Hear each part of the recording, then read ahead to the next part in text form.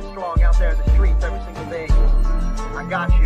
Yeah, I will defend my brothers, I will defend the weak. I will pursue and fight evil so others may sleep. I am the sheepdog, protecting the night. Wolf hunters unite, bring it on. It's time to fight. As that alarm clock beeps and wakes you from your sleep, pull back the sheets, it's time to hit the streets. Dudes, fresh shave your face, girls put up your hair. Back breaking and aching from the equipment that you wear. Face to face with your locker, strapping on your vest. Pray to God it'll block a hollow point from your chest.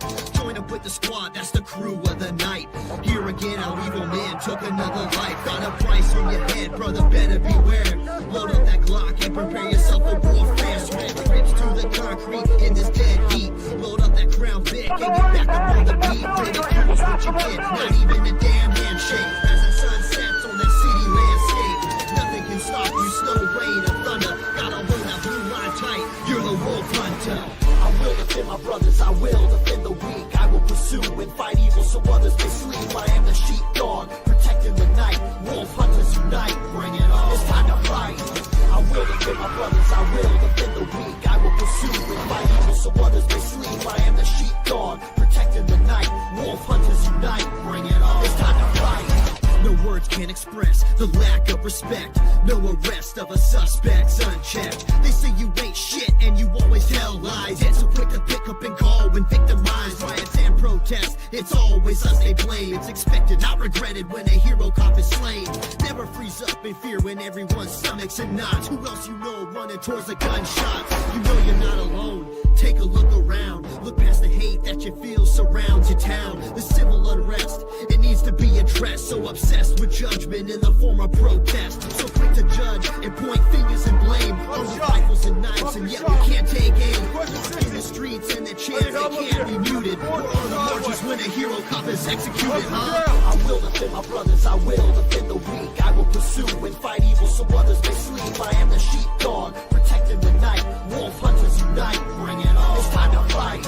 I will defend my brothers, I will defend the weak. I will pursue and fight evil so others may sleep. I am the sheepdog, protecting the night. Wolf hunters unite, bring it on. It's time to fight. Every push-ups for justice, each sit-ups for peace. Yet prepared for that battle waging up in the streets. Push the memories aside, keep the hate out of sight. Always on prowl for evil that lurks within the night. They said God made shepherds so that he could protect the flock. To overwatch and keep track of those that he's lost. When evil brings the fight, you know it's outnumbered. Sink your teeth in his back, you're the wolf hunter. I will defend my brothers, I will defend the weak. I will pursue and fight evil so others may sleep. I am the sheepdog, protecting the night. Wolf hunters unite, bring it on. It's time to fight. I will defend my brothers, I will defend the weak. I will pursue and fight evil so others may sleep. I am the sheepdog, protecting the night. Wolf hunters unite, bring it on. It's time to fight.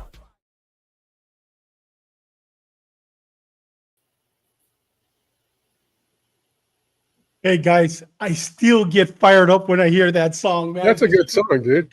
Isn't it? We're sheepdogs, we're protecting the sheep and we're fighting the wolves, you know? Yeah. Wow. Where'd you find that thing? Where'd you find that? You know what? Roger Demshock gave it to me. Really? I sent it over to Benny, and Benny immediately put our pictures in it. I'll tell you, that Benny, man, he's worth $1 million. Worth $1 million. Oh, yeah. But hey, guys, well, let's get started. Right now, we're going to give you a warm welcome, Grant. But before we do, let's go welcome everybody that's watching. Prayers for today, reaching souls. Good afternoon, everyone. Remember, Jesus Christ loves you. Those are beautiful words. Thank you once again, brother. And we have our sister from Riverside who's been watching us from the very beginning. And Ceci, at the end, we're going to talk about a T-shirt. And when they come, we're going to definitely give you a T-shirt because you've been with us from the very beginning. And Jim DeJanis, once again, brother, watching us all the way from Thailand. Tonight, you're going to know every one of the players without a doubt. And without a doubt, Jim, they know you because it's Aryan Brotherhood. I was telling Doug earlier, every one of these guys trembled when they heard the name Batman. And not because of the Batman television Batman, but because of you, brother. And we got Cocaine Cowboys, man. Chris Hastings watching us all the way. Once again, mil gracias, hermano. I know it's a big sacrifice for you. It's early in the morning. You and Jim watching us from the Philippines. Thank you, brother. I know you enjoyed the episode. I saw your comments yesterday. And we're going to send you a T-shirt also. We got Art Rios checking in from East Los Angeles. Mil gracias, Art. Bienvenido. And we got our producer. I was going to say we're going to send you a shirt. Triple X, Benny. and I'm paying for it without a doubt, brother. Our producer, man, the guy does everything for us. This is the Philippines, without a doubt, early in the morning. Guys, I'm excited. Today's a great episode. But before we get going, I just want to say, Grant, the reason why you're on our show today, because I always saw your name come up asking questions. And to be honest with you, you fooled me, brother, because I thought you were a cop. Because every question was cop related that you asked us. And that's how you reached out to us. We reached out back. We found out you're a journalist, but I'm not going to talk more about that because that's Doug's job. But welcome to the show, brother. We're honored to have you with us. Thank you. All right, guys, that was the segment. What are we drinking? What are we smoking? And since you're our honored guest, we'll start off with you. Tell us, Grant, what you're drinking. Got a gin and tonic, and the gin is Rear Admiral Joseph's London Dry Gin. Oh, wow. I've never heard of that. Is that something you bought overseas or something? Tell us about it. Got at Trader Joe's. Oh, really? Okay. That's their house brand, but it's reputed to be made by Beefeater. So who knows? Okay. Well, good. Well, we'll know if it's good gin at the end of the episode. If you fell asleep, it was great gin. Doug, you're the one that always amazes us. We can't wait for your episode next week where you're going to talk about that and also about your trip. It's going to be a whole hour of that. But tell us what you're drinking tonight. So for the next 6 weeks, I'm going to have a whiskey from Salzburg, Austria. So I had to watch the weight on our luggage and how much alcohol you can bring back to the States. So I bought a sampler set. But this is well, I can't even pronounce it. It's German, obviously, but this is the small bottle. Oh wow. Oh, wow. But it comes in a sampler. It's this. This is the sampler.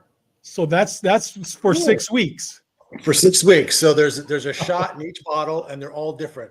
So this one is a whiskey from. It's a single malt in a sherry cask, and it's a 10-year, and it's very, very good. It's a very smooth. I didn't know they made this kind of whiskeys in that region of Europe, but it's very nice, and it's kind of they copied some of the recipes from Scottish, from Scotch.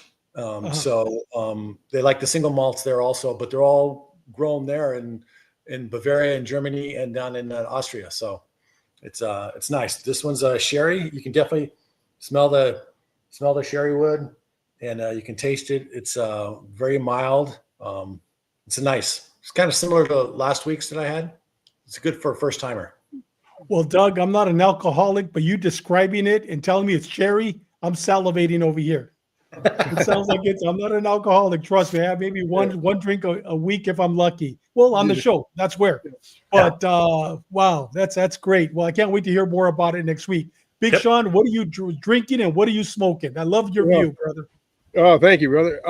Same Cuba cigar. And those people that know me know that I'm a big John Wayne fan. I always have been. And in fact, I had a 6-foot cardboard cutout in my sergeant's cubbyhole down in Southern Division, and was told to take it down because apparently he was racist and he killed Mexicans and Indians. Anyways, in the movie. Yeah, I had to tell that lieutenant, he's an actor. Over.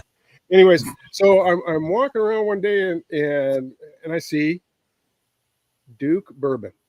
Wow. And this is his own special blend. He wrote, he was obviously a big drinker back in the day, and he tried different whiskeys and bourbons and whatnot, and he came up with his own recipe. And apparently the family had it for years and years and years. And since 1963, apparently. And so they got with a distiller and they put the thing together, and the family signed off on it, and they started bottling it. And it's aged five years in the oak caskets, and it's nice and smooth. It's got a little bit of a bite when you first taste it, but it goes down really well. It's nice. It's a very smooth whiskey. And do you drink it straight, John, or do you put ice? Oh no, I have the ice in it. I guess you can drink it straight, but I put an ice ball in it. Yeah. Water Right it on, down. right on, brother. Well, guys, I'm drinking from well, first of all, Benny, I know you're gonna laugh. Do they sell it at Costco? What, this Yes. or yours? No, yours. Oh no, I got it at Bevmo. I guess I will never see it then, because I buy everything at Costco. Man, we should get them to sponsor the show. I'm always talking about Costco, right? Costco, yeah. I know Benny's laughing. Hey guys, I bought this at Costco. I talked about it last week. Angels Envy. Everybody, when I went to San Diego last time, I got together with Rudy Ty, and he was talking about this, and he was talking about all these other now him and all of his friends, new friends in San Diego, kicked me out of the car. They're all into bourbon and all these expensive bourbons. And they mentioned this one is not an expensive bottle, but it's Kentucky straight bourbon whiskey finished in the port wine barrels. And that's what caught me, the port wine barrels. And guys, I'll tell you what, let's do a toast. Bobby's not with us. He's traveling cross country. But let's do a toast to a wonderful show tonight. Salud. Blessing. Oh, good stuff. This Angel's Envy. Doug, have you had Angel's Envy? Yeah. Oh yeah. I have it Good back in California. Yeah, I don't have any here, but I have it back in California. Oh, Hey, you good can get stuff. it at Costco. Hey, That's I got where I two got it. collections. Costco. I got a Two bottle collections. upstairs. Yeah, One out here and one out west. exactly. There you go. Hey, and Cocaine Cowboy's having a drink with us, and Benny's saying that Sean's definitely in his element. You are, brother, with $1 million beer or that cigar. I'll have mine going next week, man. I can't wait. It's going to be great. Excellent. Thanks, man. Doug, it's all yours, brother. All right. First, tonight's show. We're gonna talk about the Aryan Brotherhood, and I'll introduce our guest in just a moment. I just want to give a little background on AB. Now, I don't proclaim to be any experts on the Aryan Brotherhood at all. I don't even think I've ever interviewed a member of the group, but I got some pseudo facts for you right now. So the first is what I'm going to tell you is they have a creed or a membership pledge. So I'm going to read that for you. It says, an Aryan brother is without care. He walks where the weak and heartless won't dare. And if by chance he should stumble and lose control, his brothers will be there to help reach his goal. For a worthy brother, no need is too great. He need not ask. Fulfillment's his fate. For an Aryan brother, death holds no fear. Vengeance will be his through his brothers still here. So, I mean, that kind of says a lot. And then a couple quotes from some former members. Now, these came from, I think, a documentary that National Geographic did, as I recall. But the first one is by a former member by the name of Michael Thompson. And he says about the AB, he says, it's a criminal organization. We need to be clear on that. Is there racism? You bet there's racism. Is it dominant? No.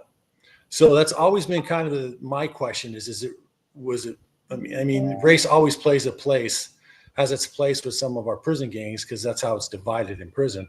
But is that the goal? Racism, is that the goal? This guy says it's a part of it, but it's not. And then another member by the name of Casper Crowell talks about this quote. It's pretty telling about how it's changed over the years. And he says almost the exact opposite. He says this about the new members. They're race traitors. The heroin brotherhood. That's what they should be called.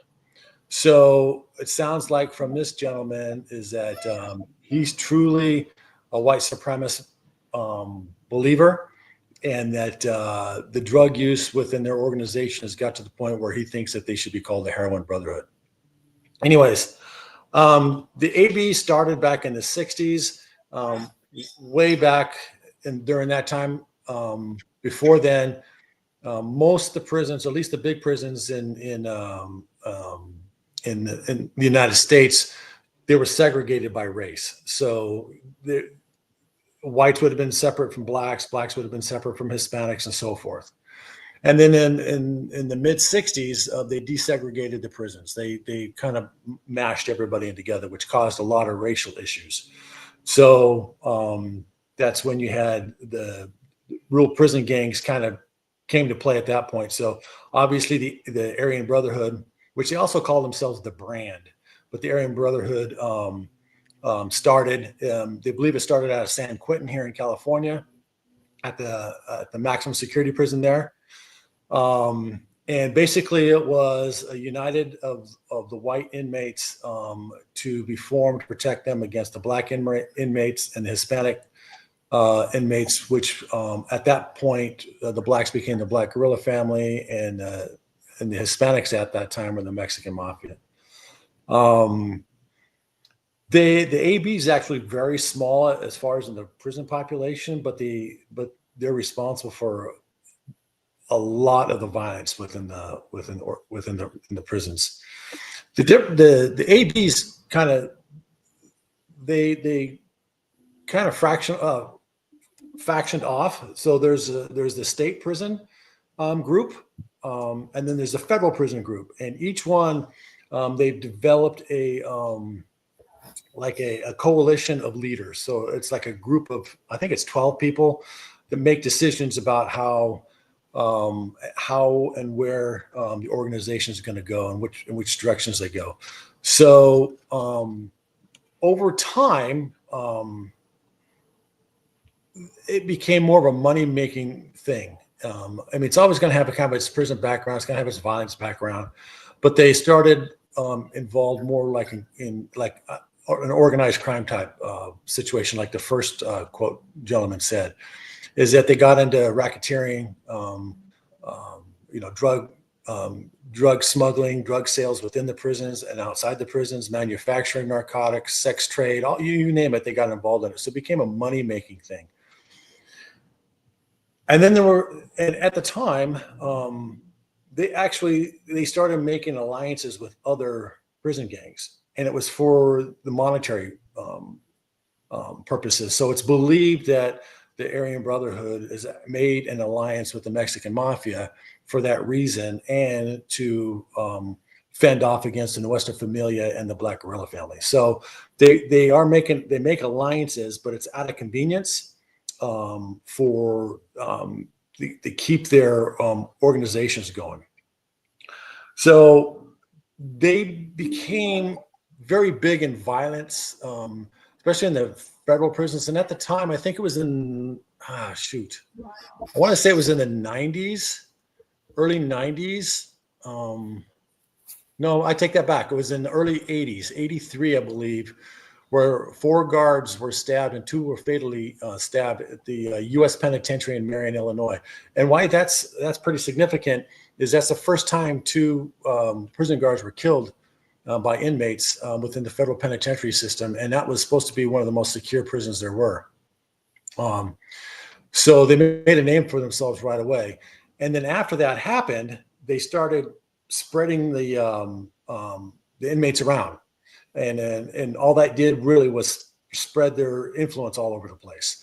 So instead of containing them in one location, now the gang is being spread out. And like I said, they weren't a large gang at the time, but now they're spreading the hierarchy within the federal system all over the place, which again spread their sphere of influence. So it became an issue.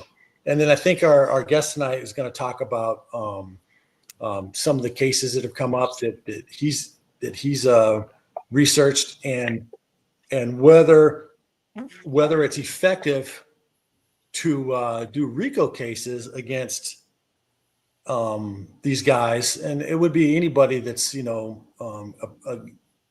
prison gang member that's currently in custody for life. And so you indict him and you give him another life term. So is that really a reasonable thing to do? Is it worth the money? I don't know. Those are things that we're going to discuss, I believe, tonight. So with that said, I'm going to introduce our guest tonight. Our guest is Grant Gruber. He is, by trade, he's a land use planning consultant. And as a side gig, he's a Substack crime writer. In 2015, he just happened to read an appeal from a Contra Costa County homicide case, basically that read like a movie script. And that led him to want to do some research on the case and basically write a screenplay about it. And since then, he's covered other cases. He's interviewed countless people and reviewed thousands of documents related to the Aryan Brotherhood and the criminal organization and the crimes that they've been involved in. And in March of 2024, he started his Substack paper, which coincided with the Sacramento Aryan Brotherhood Rico trial. And with that, I'll give you Grant Gruber. Thanks, Doug. Yep.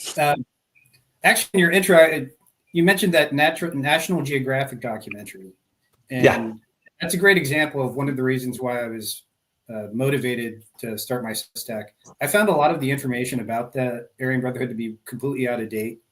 And unfortunately, I think a lot of stuff in that thing that might have been true at one point, but it certainly has not been true in at least the past quarter century. And Michael Thompson dropped out of the AB the early 1980s. And that other character you mentioned, Casper, his name never came up in Sacramento, nor did Michael Thompson's name. And Michael Thompson has a kind of history of telling some real whoppers that I would take anything Michael Thompson says to be, it needs to be corroborated. So that's how I ended up doing this. I felt there was a lot of misinformation out there, or just out of date information, or stuff that really had a political agenda to it. So one of the reasons I decided to go cover the Sacramento trial was because, I wanted to see what the real testimony was, the real evidence, and avoid these fake narratives that have emerged over the years. So with that, I'll take the first question. Go ahead, Big Sean. Welcome, Grant. Hey, what prompted the DEA to investigate the Aryan Brotherhood? Yeah, it began in 2015. 2015 is a real important year in this because you had the Ashker settlement take effect, and guys, the heavy hitters of all the prison gangs, including the Aryan Brotherhood, got shifted from the various security housing units, the SHUs, to general population yards.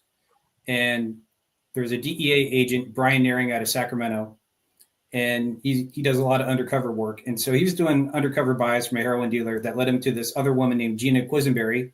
He was familiar with her, and he also, from the testimony we heard, suspected she may have been connected to Ronnie Yandel, who we'll be hearing a lot about tonight. And Yandel was incarcerated at New Folsom, a lot of influence within the Aryan Brotherhood. And so he began his investigation. Eventually he establishes she's getting her drugs through him. And you're saying, how can a guy in prison be supplying her with drugs? Well, it's all about contraband cell phones. So there was an inmate down at Calipatria State Prison, Travis Burhop, who was a poly drug trafficker, in the words of the DEA. And he would call up his contacts in the Mexican mafia who would connect him to somebody in a cartel. And through his street network, he could get drugs acquired. I think it was in El Centro is where the pickups would happen. And then he would have his mules take him up to Sacramento and hand him off to Gina Quisenberry. And eventually expanded his operation where he would send it to the Midwest, to the Dakotas, where the price for a pound of meth was 3 times as much as he could get it here in California. So you have this guy incarcerated at a level 4 prison in California, coordinating all these drug movements throughout California, across the nation. And Yandel basically got in on it. And in exchange, he made Travis Burhop a full-fledged Aryan Brotherhood member. So Brian Naring's investigation ultimately leads him to Yandel, and he gets a Title III wiretap on his contraband cell phone. And so they tap Yandel talking on the phone, and he spent a lot of time on the phone there in 2016. They had something like 1,800 calls that were intercepted over a 2-month period. Wow. And he's making these calls illegally with a contraband phone in a level 4 prison, Calipatria. Unbelievable, huh? Well, Yandel was at New Folsom. Oh, New Folsom. Oh, he's at Still Folsom. Level 4. Yeah. They're talking to everybody. They're talking to people at Salinas Valley. You're talking to guys at Lancaster, High Desert. And by the way, I just need to correct something in that last slide you showed. Yeah. That's not Kevin McNamara. I think what happened was there was a guy named Kevin McNamara, but that's not the Kevin McNamara in this case. Anyway, I have a photo of Kevin McNamara on my Substack. So if anybody wants to know what he actually looks like. But yeah, that photo is fake news that got circulated. So they wiretap and they listen to all these calls, and these guys are using every single method they can to get contraband into prison. Quarterly packages. They had a guy on the inside at Golden State overnight who would take packages destined for prisoners, and he would insert contraband into it. And so they're listening to him talking to the Yandel, talking to the Golden State overnight guy, a guy named Justin Petty. And they're talking about it. They're having these really gossipy conversations. It's quite interesting. So they intercepted these quarterly packages that had cell phones, drugs, Dremel, drill bits. Yeah, they were sending a lot of stuff. Too? Yeah. They're going to cut their way out. Yeah. Or use it to make an inmate manufactured weapon. So they're intercepting those packages. They're even talking about using drones to drop drugs and contraband into prison. Wow.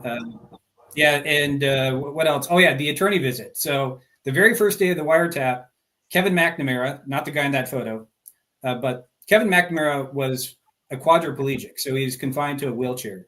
So he had been taken on representing Billy Sylvester, who had caught a case from 2011 where he had stabbed another inmate at New Folsom, and he was now being prosecuted by Sacramento County. And so they had arranged for McNamara to come up to Sacramento. He was from Orange County, come up to Sacramento. They outfitted his wheelchair, the cushion he sat on, with drugs, chewing tobacco, cell phone chargers, cell phones. And then they arranged the visit. While as they're listening to the wiretaps, they can hear the planning for this. And so they had a Sacramento County District Attorney's inspector who was assigned to New Folsom. He outfitted this special visiting room that was wheelchair accessible with a hidden camera. And so they captured them red-handed exchanging drugs. And I think that really served as an important moment in this because it confirmed to them, just to the extent how far this, what they were doing, how far it went, and how they could get an attorney involved. And I think it was confirmation bias to them that they were justified spending $20 million and devoting all this time, hours, and resources to this investigation and ultimately this prosecution. Hey, Grant, why do you think the feds are going after like Yandel and Sylvester, knowing that they're lifers? I don't think they really give a shit, do they? No, I definitely. Both guys have a serious case of DGAF. I'll tell you that. Yeah. The answer, I think, is 2011 is really the key year in all this. This is when Jerry Brown takes office again for a second go around as governor. He had a much different philosophy about his criminal justice, his prison system, and the criminal justice system as a whole than the four preceding governors who were more traditional, tough on crime. And so it all begins with, and the Pelican Bay inmates, I think, made the calculation that they would have more luck with Brown. And so this is where the planning for the hunger strikes begins. Then the end of hostilities agreement, and ultimately the Ashker settlement. So Todd Ashker, who is the celebrity inmate, you may have seen him on 60 Minutes. They had filed a class action suit around the same time against CDCR, federal lawsuit, alleging that indeterminate shoe terms were cruel and inhumane treatment. So they had this three-front going where you have the lawsuit, you have the hunger strikes, and then you have the end of hostilities. And this put a lot of political pressure on Sacramento, and they ultimately decided to reach a settlement where they ended indeterminate shoe terms in 2015 and shifted the heavy hitters to the main lines. And that's where they had access to the contraband cell phones. And that's when they start seeing all this uptick, like drug trafficking going on. And they start to see this stuff going on. Now, a key event that you just showed the slide of Scott Grizzle there. Yeah, I'll bring them back up. Here we go. Yeah. So this is a very key event that is, I don't think has been quite covered yet, but Scott Grizzle is originally from San Luis Obispo. He caught a case in the 90s. Went to Pelican Bay. He was sponsored into the Aryan Brotherhood by John Stinson. And he was named in the 2002 Los Angeles indictment, but apparently charges against him were ultimately dropped. So he's returned to Pelican Bay. Anyway, he gets linked up with the attorney, the quadriplegic attorney, Kevin McNamara. And McNamara wins his appeal. And so his conviction is reversed in 2015.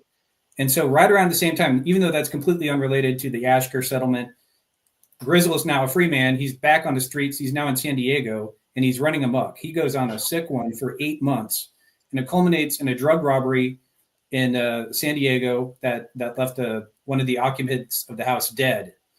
And so this goes on. So you have that going on. You have this investigation up in Sacramento going on. And then you also have one of the mules for Travis Burhoff, Nick Perez, who was driving dope to Middle America. He gets busted in Missouri with a pound of meth and $20,000 in cash. And so I think they start connecting all of the dots that as soon as we let these guys out to the main lines, now they're running amok. They're all this stuff is happening on the streets. And so combined with the state legislature also doing things like elder parole, expanding youthful offender parole, SB 1437, which gutted imputed malice. And it just seems inevitable that they're thinking these guys are going to get out. And when they get out, they're going to do what Scott Grizzle did. So the feds have decided to step in. And this is my observation. I haven't been told this officially by anybody. This is their way of backstopping them from ever getting out of prison. They have a federal life sentence. So if they somehow win their state appeal or the law changes and they're now up for parole, the federal life sentence is back there to prevent them from getting out. Hey, Grant, can you tell us about the Sacramento Rico case? Sure, absolutely. Got some notes here. So actually today is the 1-year anniversary of the verdict. And that was a clean sweep verdict. The 3 defendants, Ronnie Yandell, Billy Sylvester, and Danny Troxel, were convicted of a combined 21 counts. And so far, Yandell and Sylvester have received 2 federal life sentences. So that's Sylvester in the upper right, Yandell in the lower right, Troxel in the lower left. And so the trial began on February 26, 2024, and it ended April 30th. So it was about 2 months. And these were the 3 top named defendants from a 2019 indictment that named a total of 16 defendants. And these were the heaviest of the heavy hitters. All 3 guys had life sentences. And so it was a 37-day trial days, and the jury deliberated for 3 days. And so the case was primarily, you had basically it's kind of 2 cases layered on top of each other. One, you had the drug trafficking that we've discussed, and then the prison murders. And you had 5 murders that happened: Ronald Richardson, Hugo Pinnell, Doug Maynard, Zachary Scott, and Donald McQueen. And then you had the murders that didn't happen, but were still charged as conspiracy for murders. And this is Kenneth Johnson. And he's really interesting because he got named in the Fresno indictment. He's also an Aryan Brotherhood member. And they were basically plotting on him because he's a really difficult guy to work for. Let's put it that way. And then you had 2 other members, Michael Tripp, James Mickey, and then you had this other guy who was an associate, Paul Diaz. This was the most dubious aspect of the case from my perspective, because the way the Aryan Brotherhood works is everybody ends up in the hat at some point, but they're able to work their way out of it. And can you tell everybody, people that are watching the show don't know what the hat is? Can you tell them what it is? And then after you finish that, can we go back to Hugo Pinelli? Yeah. Can you give us a briefing on him? But explain what the hat means for those that do not know. It means you're in bad standing and you can be killed. And Donald Mazza, who was the government star witness in Sacramento, he had a really good quote. He said, basically he was talking about how everybody ends up in the hat.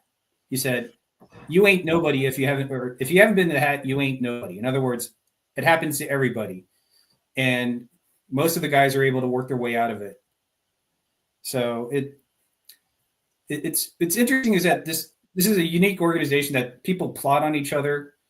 I guess that's not unlike corporate America in some ways, but and then eventually people are able to rehabilitate their good name. So it's just that these murders, and it's, in my view, it's likely none of them would have actually happened, but they got charged, and people got, especially some of these defendants, got some serious time for that. So that to me was the weakest part of the government's case.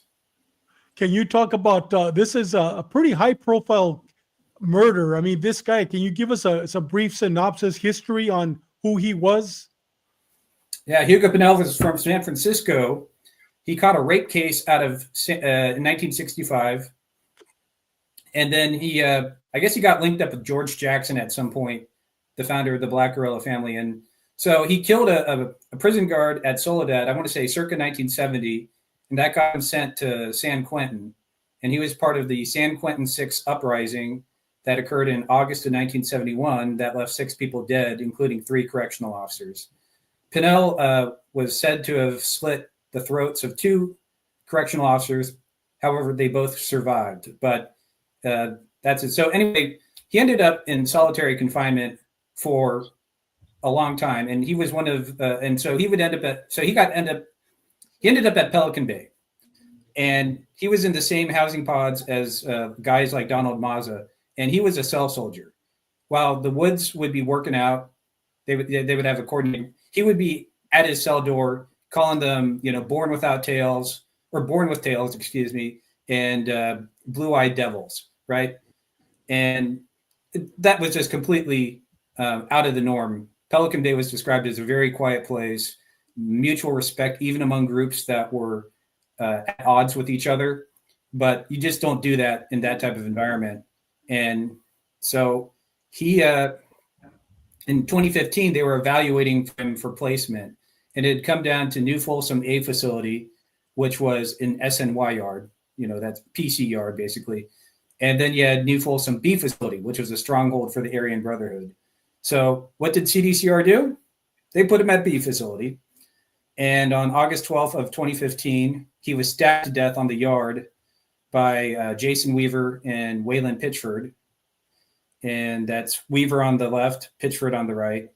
And both of these guys earned their rocks or became full-fledged members of the Aryan Brotherhood. They are in their late 40s, and they will be going on trial in Fresno next April for Pinell's murder and other crimes. So stay tuned for that one.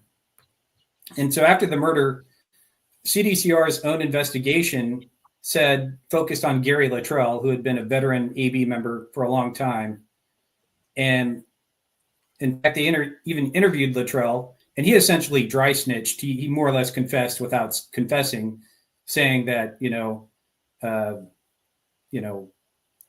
everyone hated Pinell, and he had a lot of enemies. Everyone in the brand had a green light to go after him. So CDCR's own investigation said this guy ordered the hit. Well, the feds said Ronnie Yandel ordered the hit because on his wired cell phone a year after the hit, he's heard making a remark saying, "Oh, we got that N-word Yogi." And so they charged him. The evidence at the trial really seemed to suggest Yandel, he was locked up in the New Folsom SHU at the time of the murder. It was kind of surprising that he ended up getting convicted of that when it seemed pretty clear he wasn't the guy who ordered the hit. So how was he convicted if he wasn't the guy that ordered the hit? It was one of those things that some of the information I shared with you that was not presented to the jury, like Gary Luttrell's interview, but they did hear witness testimony from a former AB member, Jeremy Beasley, who said Gary Luttrell ordered the hit. So, I mean, had I been on the jury, I would have been a not guilty vote for Yandel. On that charge? Yes. I got a question on the earlier indictments when the DEA did all those indictments. How many other people outside the prison system were part of that indictment? And did they actually take apart or dismantle or disrupt their their operations outside the prisons. So you're talking the 2019 Sacramento indictment? Yeah. So there are a total of 16 defendants named in that indictment, of whom several were out of prison. Again, the attorney, Kevin McNamara, was probably the most interesting of them. There was a CPA, Kathleen Nolan, out of Calamasa. She worked for Travis Burhop. She actually ended up going on the lam for 3 years and 8 months before the marshals finally picked her up in Texas. And it's quite interesting. You had some people who had some real, professional class qualifications who got named. You had Mazza was on the streets, and he got picked up. And then probably the most interesting character in the whole indictment was Psycho Matt Hall. This guy had a UCLA degree. He had been a Brazilian jiu-jitsu martial artist. He had competed at international competitions. And then in the late 90s, he decided to go into pro wrestling. And so on the left is his pro wrestling photo. And on the right is his BJJ photo. So he went to prison in circa 1998. He got involved. He had a road rage case. And he apparently really put in some work. And so while he's in prison, I guess he somehow at some point, he got linked up with Public Enemy Number One, which Donald Mazza there on the right was one of the co-founders. And so he becomes a P9 member. And then, he, probably we never heard the story, but I would assume was validated as an associate of the Aryan Brotherhood. He ended up in Pelican Bay and participated in the hunger strikes. And that's apparently where he met Ronnie Yandel and got into good standing with Yandel by participating in the hunger strikes. The hunger strikes really come down to as one of the signature, really a defining moment for a lot of these guys. And so this is Matt Hall. You'll see on his right arm, he has his AB tattoo. So he ultimately became a full-fledged Aryan Brotherhood member sometime in the late 2010s. And this guy was a real-life wily coyote because every time he tried to commit some sort of drug robbery, it blew up spectacularly. Somebody got shot. Somebody got killed. I mean, this guy just was not a very good criminal. And so he got named in the indictment, and he fled to Costa Rica, and he ultimately unalived himself in September of 2019. Oh. But yeah, probably the most interesting figure that was named in the indictment. Thank you. He died in Costa Rica?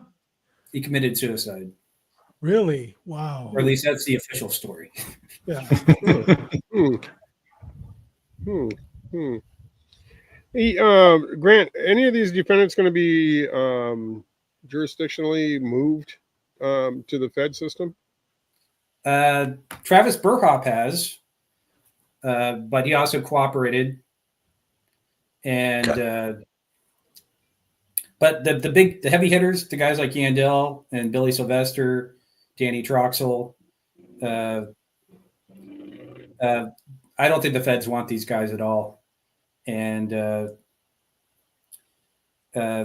so one of the defendants in the case is Brant Two Scoops Daniel, and he pleaded guilty to the murder of Zachary Scott.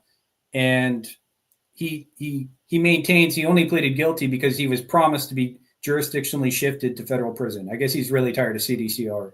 Anyway, at sentencing in April of last year, the prosecutor, Jason Hitt, then enters into the record an email from a Bureau of Prisons attorney who says, "We don't unilaterally accept jurisdictional shifts from sovereigns." He then outlined the whole process. The attorney general has to get involved, et cetera, et cetera. And so Brant Daniel has been appealing his guilty plea, saying, "I was lied to." And he has a pretty strong case, in my opinion, that he was lied to. And so he is on record saying he would like to take his case to trial, void his guilty plea. And so he has been the one who's been actively most active on the jurisdictional shift front. And by the way, he has a YouTube channel. If you're curious to hear what he has to say, it's called Solid Behind Blue Eyes, Pelican Bay Hunger Striker. So he talks about that a lot on his channel. He, I know that I've seen a couple of shows and some documentaries about the ABs, and they kind of at one point they were just a ragtag, just a prison gang, and then they decided that they were going to look at like how the mafia ran their system, like with commissions and like a hierarchy and all that. Is that a myth with them, or do they actually have a commission that oversees everything, including, you know, besides the state and to the feds? Or are they two separate groups? So the Aryan Brotherhood functions as an entity within each individual prison system. So the California faction is only California. You have a federal faction that is only the feds. You may have heard there's Aryan Brotherhoods like in New Mexico and Texas. They are all independent of each other. So, and there have been stories of some guy who is an AB, say in Texas, who ends up in the California prison system, and he has AB tattoos. And that guy's going to be told immediately to cover up those tattoos. So there's no reciprocity. They all operate essentially independently of each other.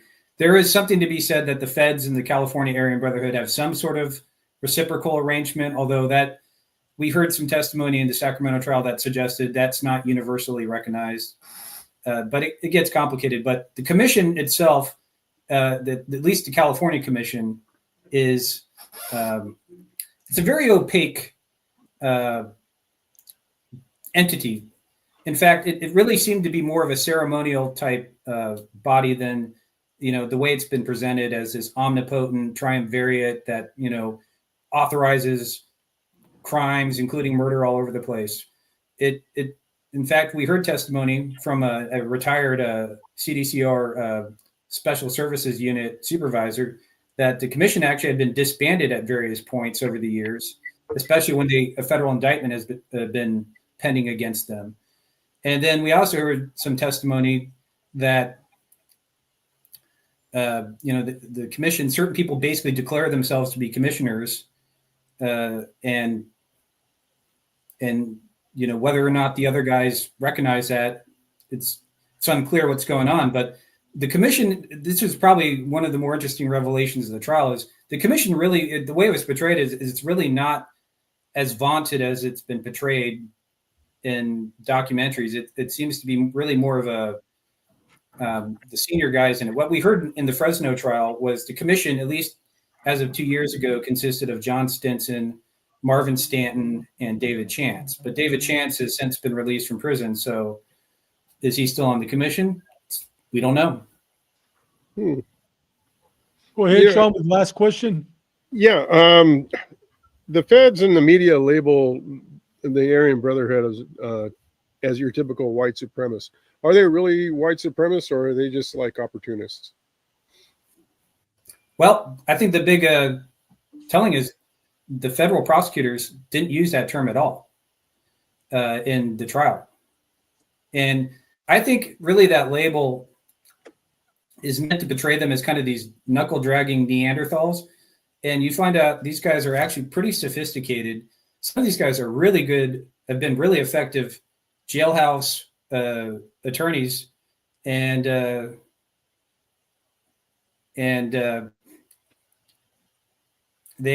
it's just, they're not charged with any hate crimes. And I think when you look at the fact they did the end of hostilities, which is they basically buried the hatchet with the other prison gangs, even rival prison gangs, that guys in the Aryan Brotherhood speak Spanish fluently. They have a lot of mutual respect, especially between them and the Southern Mexicans and the Mexican Mafia. The two groups have a lot of mutual respect. Is that consistent with a white supremacist? So I think what happens is people see the Nazi tattoos and the Ottoman, but there's really kind of three different explanations I've heard about the Nazi tattoos. One, like Donald Mazza said, he had one because he was a true believer at one point. And then another guy, and then he as he grew older, reconsidered and decided to cover it up because he no longer held those beliefs. So you have that. Then you had people who will tell you they got a Nazi tattoo. They had no idea what it meant. And you have to remember, a lot of these guys they dropped out of school at a young age. So they weren't there when they talked about World War II and the Holocaust. And so they get a tattoo. They have no idea what it meant, but they were told, hey, this is a tattoo you want. And then the third explanation I've heard is, well, the Nazis stole the swastika from the South Asian Indians. So we took it from them and repurposed it. One of the lines we heard in Sacramento was, it's not about the paint job, it's about the engine. And so paint jobs can be deceiving, I guess, is kind of the moral of the story. But I think that the bigger takeaway is most of the crimes that were talked about were white people committing crimes against white people. And so is that what a white supremacist does? I just doesn't sound to me like that. So yeah, I saw an article about that, about tattoos in general within gangs and prison gangs and motorcycle groups and stuff. And a lot of the guys are saying a lot of it was for like shock value. It was more for the people outside the organizations for that shock value more than it was an ideology belief. So I mean, that's we got a question, or actually a comment from Big Vijay. What is welcome, brother? We love you. Thank you for always being by our side. Saying one of the AB leaders was even Jewish. And then I don't know if it's the first time we see you, Solid Behind Blue Eyes, PSP, BSP, Hunger Striker. Welcome to the show, brother. He says, no, he was adopted. If you're talking about Silverstein, do you know anything about Silverstein? Tommy Silverstein, yes. He was a federal AB member, but I believe that's Mrs. Brant Daniel. They're talking. He was in California at one point, and then he caught a federal case and ended up at the ADX. He was the guy who actually participated in the stabbing of the 2 prison guards at Marion, and they actually built him his own special cell at the ADX. Yeah. Yeah, that's interesting. Hey, thank you, Solid Behind Blue Eyes. Thank you for your comments. Yeah. Let me ask you a question. The Mexican mafia, I'm not saying they're more powerful today than they were in the 60s, 70s, 80s, and 90s, but one of the things that we are definitely seeing with them, they're making a lot of money. They have the Sureños taxing. They have the local street gangs in San Diego. San Diego PD just did a huge case where they're not only taxing the drug mules, the drug dealers, but they're also taxing businesses. And we're seeing that in Los Angeles. We're seeing that all over Southern California, the Mexican mafia. Does the Aryan Brotherhood have that same mentality, have that same organizational skills? And are they doing what the Mexican mafia is doing today in local neighborhoods? I would say the people being taxed are those involved in criminal activity. So if you're involved in drugs, we heard in the Fresno trial all about employment development department fraud. And so if you were out there, filing, bogus EDD applications, they wanted a piece of the action. But if you're an average citizen, you're not involved in criminal activity. No, we didn't hear any testimony in either case about, citizens being taxed. So that's the good news, I guess. Do you know how many AB members there are? And what the number we heard, what is the general, like, what's the population, like the percentage of the population of the prison systems is AB? Well, the number we heard in both trials was 30 full-fledged guys. I would say maybe it's plus or minus 5, and there's a handful who are on the streets at any given time. But yeah, it's a very small organization, especially when you compare it to the Mexican Mafia or Nuestra Familia. Yeah. But you also have to remember, white inmates are a very small percentage of the California prison population to begin with. Yeah. We heard testimony that on some of these, especially level 4 yards, there might be maybe a dozen white inmates. So you're not talking a huge pool of inmates to begin with. Do you know what the percentage of the crimes they commit in prison? Like, are they responsible for 10%, 15%, or do you know that? That's really hard. I mean, what do you mean by crime? I mean, it seems I mean, like everybody. well, not well. Say the violent crimes like the staff assaults or assaults on other inmates, that kind of stuff. Yeah, I don't have any numbers on that one. What I can say is they're running rackets left and right. I mean, that's the whole point of the organization. Really, the only color that matters is green. Yeah. And it's about making money, at least for certain members. And it's everything. It's all of the above. You got employment development fraud, or EDD fraud. You got drugs. You got tobacco. You got cell phones. Whatever they can make money. Now that all the prison gang members are no longer segregated in one prison, like in Pelican Bay, where they were for many years, now they're basically in every prison. Is there one certain prison that the Aryan Brotherhood has a stronghold on? In California, I'm talking about California. New Folsom. However, most of these guys are what they call RCGP, Restricted Custody General Population, which is essentially, it sounds like it's ADSEG. So what they've kind of done is, I think CDCR realized what happened when you let these guys onto the yard. So they're trying to basically put them back in the shoe and unwind the Ashker settlement. So that's what we've been hearing going on. There are certain people who know this way better than I do who can speak on that, but that's what we've been hearing. Hey, brother, you know what? Our time is almost up.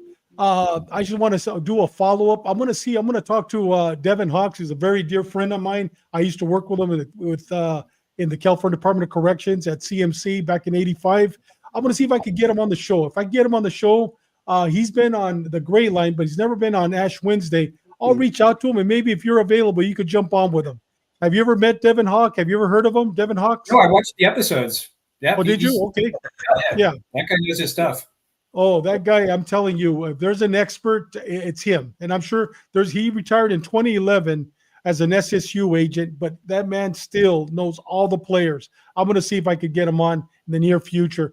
Hey, brother, thank you very much, man, for giving us an update on what's going on with the Aryan Brotherhood and also talking about famous trial, the Sacramento Rico Act. With that said, Big Sean, any last words for Grant? No, thank you for joining us, Grant, and it was very enlightening, very educational. Thank you. Thank you. And Doug, before you come on, you know what? Tell us about, you write for Grant Gruber Substack. How can people read your articles? Tell us a little bit about that, please. Yeah, Substack is a platform. It's a creator content platform, and the way I do it is I post articles. I usually post 2 to 3 times a week, and it's free for anyone can read it for free for the first 30 days, and then it gets paywalled after 30 days. So you have to become a paid subscriber. And Substack gives you like a free 30-day trial. So if you're just trying to check it out, see if you like it, that's how you can access the older content, the paywalled content. So it's grantgruber.substack.com. And you know what? You got a great compliment coming from this man right here. This man, I mean, he worked Pelican Bay for 17, 18, 19 years. And I'm sure everybody in the AB knew him back then. Jim to Janice watching us live. I mean, this guy knows the AB like the palm of his hand. Mexican Mafia, Nuestra Familia, Black Gorilla Family. For him to say, great interview. Thanks, Grant. Dude, that's a compliment. Another compliment that you did a great job today. See, Chris Kilby, the guy's a legend when it comes to investigations, gangs, robberies, San Diego PD. Another great episode. Shout out to Grant. Keep doing those buddy checks. Be safe. And another one right here, Cocaine Cowboys, an author and also an experienced investigator now living in the Philippines. Another one that said that, and one of our faithful listeners. Awesome show. Grant, these are great people, man, that know what they're talking about. So you did a great job today. Thank you very much, brother. Yep. Thank you. Thanks, Grant. Doug, sorry, Thanks, Grant. any last words, Doug? I forgot. I appreciate it. Like I said in the beginning, I don't know anything about the AB. I know I never really worked a lot of prison gang stuff at all. So it's all very interesting to me. And I like to hear other perspectives because you read so much stuff and it's like you don't know what's true, what's not true, what's sensationalized. It depends on who wrote the stories, who's producing the the documentaries. It's pretty interesting. But thank you very much. And Grant, I think you're our first journalist that's ever been on our show that wasn't law enforcement. I think you're the very first. And we're definitely going to have you back in the near future. Yes, thank you once again, man. Blessings to you and your family. Great. Thank you. God bless you. Thanks. Guys, very interesting. I mean, considering, that everything that he learned was going to these trials, reading it, but actually going to the trials. Yeah. Very interesting. What do you guys think? Yeah.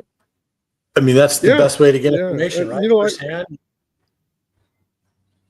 Yeah, you know what? Like you said, like Doug said, you don't hear too much about the AB. When you hear about the AB, you hear they're a bunch of whites. They were a white supremacist prison gang affiliated basically with skinheads and the Peckerwoods and all that.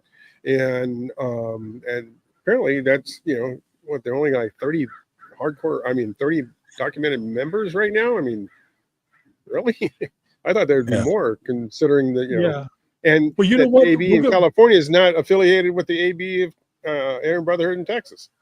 Yeah, you know what? We're going to get Devin Hawks. Devin? He's really up to date. Even though he retired in 2011, he still has his hand in the mire. So, and he'll be able to give us a lot. But, man, it was a great show. He did a great job. Guys, with that said, let me talk about next week. Next Tuesday, Javier is going to be with us, Puente from El Bordo. He's going to be talking about the day that he was kidnapped by Mexican state cops in Tijuana. And he's also going to talk about a gentleman or a gangster by the name of Chris that ran some of the major operations for the Llano cartel.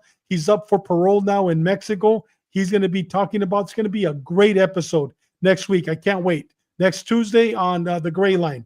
And guys, with that said, Sean, tell us we have a new episode, and it's supposed to be starting today, but nobody send in the questions. But tell us about AskSean394@gmail.com. Hopefully next week people are going to ask questions. This is your segment, Sean. Tell us. Sell it to our viewers. Yeah, if you have any questions that you want answered with law enforcement, gangs, narcotics, PTSD, anything in law enforcement, send me the questions at the email, and we'll answer them on Ash Wednesday. Like Dave put on a promo. Don't ask us, like personal questions or anything like that. That's going to be sent to the trash. But if we can't answer it, if I can't figure it out, a lot of times I'll just make shit up. And then, because I know everything about law enforcement? Yeah, I do. No, I don't. I learned every single day till the day I walked out of the San Diego Police Department. And I'm still learning today, to be perfectly honest with you, through these shows and through other sources. But yeah, if you have a question, we'll find the answer for you. And hopefully, and we'll even reach out to some of the people that have been commenting, like Cocaine Cowboy and Kilby. Stand by, Chris. I'll probably be giving you a call here about some stuff if some of the questions come through. But yeah, I think I think it's going to be interesting and fun. And it doesn't have to be the same topic that we're talking about on the show. It can be anything that you think of. And you know what, Sean? My wife last night, I was telling her about it. She loves it. She says, David, she goes, why don't you ask your listeners if they can, when they send that email to Sean, maybe they could record themselves asking the question, and then we could actually put them live on our show. I mean, they're not going to be live. It's an old question, which is 3 or 4 days old, but we could see who they are if they want to be known. But one thing, be advised that when Sean asks a question, he's going to say, hey, it's Manuel Ochoa from Otay. He's going to say that because, we want to know who gave the question. Yeah. But if you want to ask the question, video record yourself, send it to Sean, and then we'll post you asking the question. But like Sean said, do not ask us if we've ever shot anybody, we've ever killed anybody, how many kids do we have. Guys, that's personal to us. We don't want to talk about that. Ask us, like Sean said, about PTSD, about gangs, about cartels, about narcotics, about law enforcement, things that are happening in law enforcement. Yeah. Like I said, all 4 of us are going to sit down and we're going to try to answer your question. And if we can't get the answer, Then Chris Kilby will be reaching out to you, and Cocaine Cowboys will be reaching out to you. But I know Chris is going to turn his phone we're off. going to be able. That's right. I know for a fact if we can't, Doug will. Oh, He'll have the answer. Doug knows the. Yeah. If I don't know the answer, trust me, I'll find out the answer. Yeah, I'm a knucklehead. Yeah, but we will. We'll find the answer, and we're not going to make it up. No, we're not going to make it up. Guys, but please, pass the word around. We want to hear from you. Ask us questions, and we want to basically talk about it at the end of the show. We have something else, challenge coins. Doug, tell us about it. Take us there. Yeah, we are developing challenge coins for both Ash Wednesday and the Gray Line. So what we're proposing is that we're going to do the logos of each show on one on each side of the coin. So there'll be one coin for both shows, and then we're going to have them up for sale, and we're going to be giving some of them away to our special guests and friends, and some of the listeners that are been faithful all this time. But it's a way for us to generate some a little bit of cash flow, and with that, so we can update some of our equipment, because some of this, we're not very sophisticated, obviously, or at least I'm not. It looks like Dave's got a pretty good studio working there, but quite honestly, a couple of the guys are spending a lot of money out of pocket, buying rights to play music, and then putting us on all the different platforms. That all costs money. So we're going to start doing that. And along with the challenge coins is we're going to have t-shirts. So and they'll have the logos on them also. So we'll probably put a little link where you can order them at the end of the shows on the banner at the bottom that you see. And then we may be going to some of the, for the officers out there that may be going to some of the conferences, we may be attending some of the conferences where it doesn't cost an arm and a leg to show up to peddle some of our wares. And we're just trying to do that just to, improve our productions and for the shows, so that it's all for you guys. I mean, we're not making any money off of this. So, and then we may have some charitable things that we are going to deal with also on that. So that's a program that's going to be coming out soon. Very soon. And guys, just be aware that, we never came on this. We never created these channels to make money. Guys, no. We're blessed. God has blessed us in so many ways with our retirement and just little part-time jobs here and there. We're blessed. We're never going to make a cent. Everything that comes in is going to go back into advertising. And like Doug said, it's going to go buying better equipment, but we're never going to put a cent in our pocket.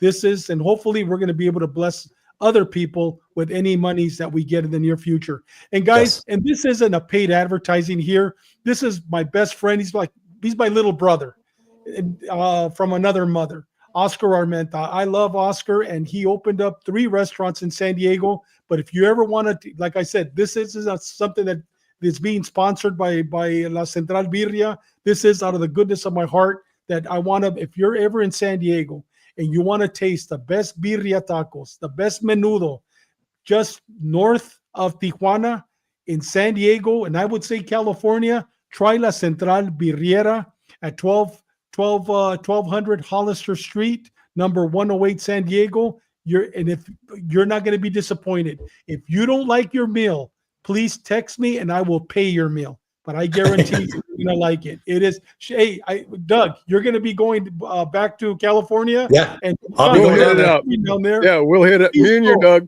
we'll hit it up. And I want to thank please. Oscar for opening up a restaurant down in South Bay. When I worked down there, we couldn't find anything except for Denny's and Jalisco's. Yes. And hey, breakfast burritos, they make it all. It's delicious. Breakfast burrito? Ooh. Everything. It's we'll delicious. grab Chris on the way down there. Oh, yeah. No, we'll take Chris with us. Actually, yes. I'm sorry. I just said breakfast fast burrito. He just came on. Saludos, gentlemen. Saludos. Hey, if you have a restaurant, we'll push it too. Hey, guys, time has gone against us. Hey, 109, not bad.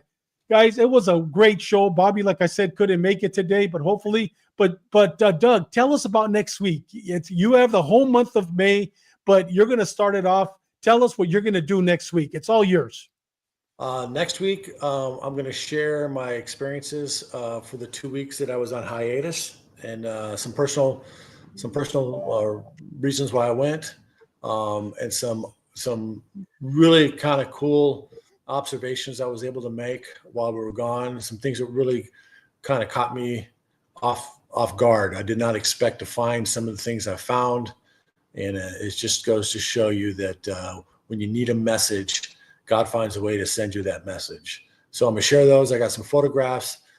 In fact, Dave, I'm gonna be sending you a bunch of photographs and a little brief on what those photographs represent.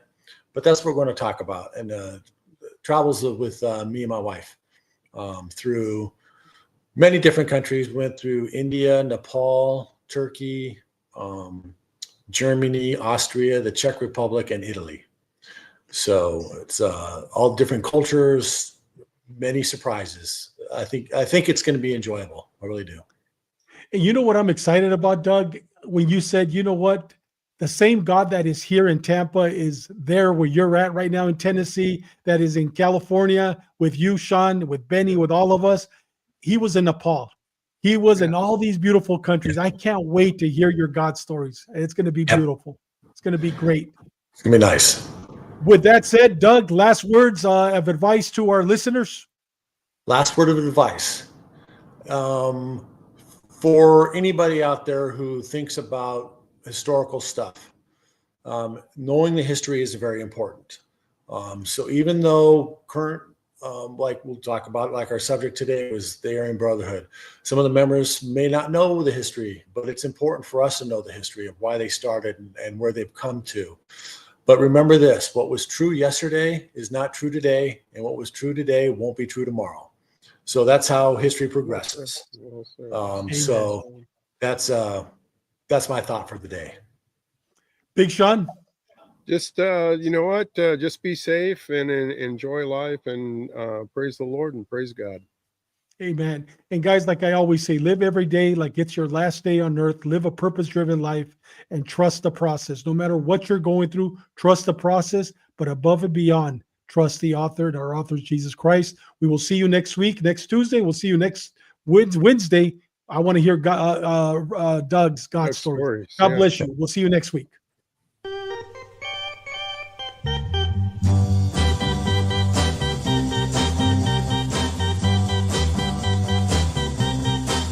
Too many teardrops for one heart to be crying. Too many teardrops for one heart to carry on. You're way on top now since you left me. You're always laughing way down at me. But watch out now, I'm gonna get there. We'll be together for just a little while, and then I'm gonna put you way down here, and you'll start crying 96 tears. Cry, cry. And when the sun comes up, I'll be on top. You'll be right down there, looking up. And I might wave, come up here, but I don't see you waving now. I'm way down here, wondering how I'm gonna get you. But I know now, I'll just cry, cry, I'll just cry. Too many teardrops for one heart to be crying. Too many teardrops for one heart to carry on.